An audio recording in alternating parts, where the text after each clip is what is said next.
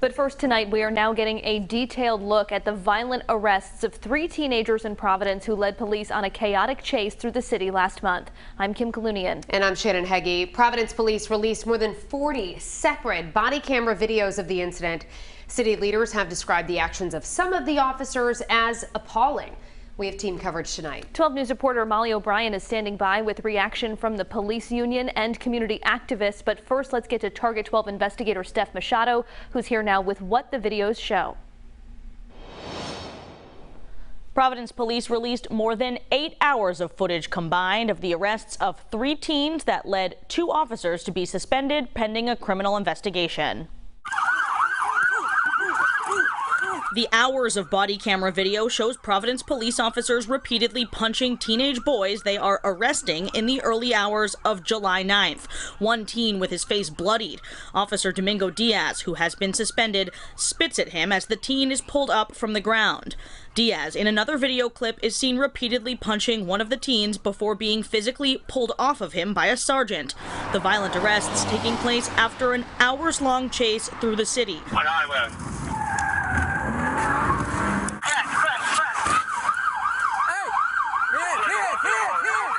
The 3 teenagers in a BMW convertible accused of driving erratically and pointing a BB gun rifle at civilians and police. When they finally crashed into a fire hydrant on Salmon Street, police are seen on video pulling them out of the car. More than one officer throws punches. You okay? Yeah. In this clip, an officer interviews the driver, who says he's 15. But bro, like, do you see the severity of this? Like, you guys are going crazy, man. The whole state was after you guys. That's why I kept telling them, stop, put that out the window, and they don't listen. They don't listen. Listen.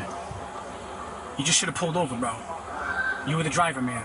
The 3 juveniles were all charged, but have not been identified because they're underage. Shortly after the incident, police placed Diaz and Officer Mitchell Voyer on paid suspension. Attorney General Peter Nerona is conducting a use of force investigation into the officers. Here's what Public Safety Commissioner Stephen Perry said about the incident last month. I saw excessive use of force in some of the body cams that is both troubling and appalling. Providence police had initially declined our request for this video last month, but released it Wednesday at the authorization of Nerona, who says his investigation is, quote, substantially complete. He has not yet said if those 2 suspended officers will be charged or cleared. With the Target 12 investigators, I'm Steph Machado, 12 News. Steph, thank you. And community leaders are speaking up about the violent action seen in those videos. 12 News reporter Molly O'Brien spoke with activists, advocates, and the police union president and joins us now live in studio with their reaction. It's new tonight. Molly? What if that was your kid in the video? That's the question posed by Black Lives Matter Rhode Island Political Action Committee. Leaders are hopeful those involved will be held accountable. Disturbing, difficult, and frustrating to watch. That's how Harrison Tuttle with Black Lives Matter Rhode Island PAC describes this video released by Providence Police. The body camera video shows actions yet again by a police department that, is flat out attacking our youth. 12 News obtained more than 8 hours of video from police Wednesday. Body camera video shows at least 2 teenagers getting punched multiple times by officers. Another shows officers spitting toward a teen suspect. Truly is appalling. I mean, I don't think that any of us can look at that video and see that a child is lifeless on the ground and being spit on and feel like that is protecting people.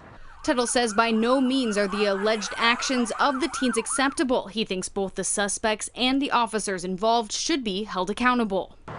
These are trained professionals that are, given the trust by taxpayers in our state to be able to handle those situations in which kids don't get spit on.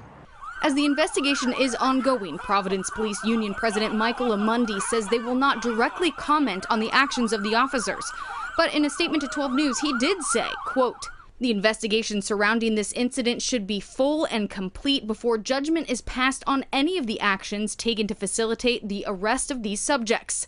When making an arrest, especially in a highly volatile incident with violent subjects who intend to resist arrest, it never looks good, quote, on camera, and people will be quick to judge. Tuttle says they are in the early stages of organizing a protest that will likely take place after 4 p.m. on Friday at the Providence Public Safety Complex. Reporting live in studio, I'm Molly O'Brien, 12 News.